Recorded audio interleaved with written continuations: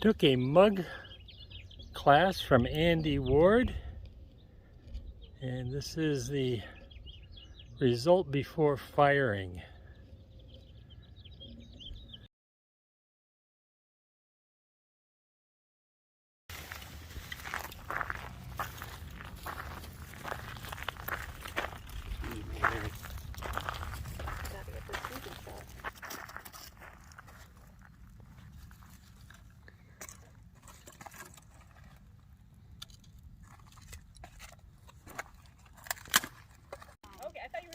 No, I wasn't, Okay. yeah.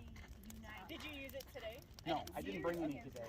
But I did, when I did my workshop in Mesa, I did bring lighter fluid.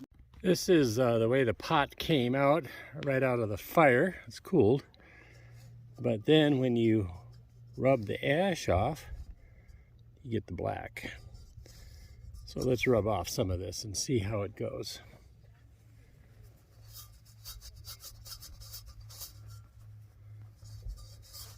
So the white ash is just the organic paint that's dashed over.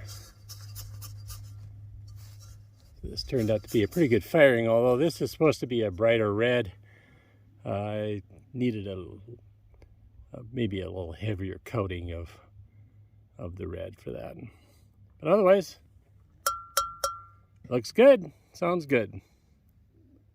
The Pottery Workshop went well. I learned some things and definitely had a good time. I've taken other classes from Andy Ward, and they've been worthwhile too.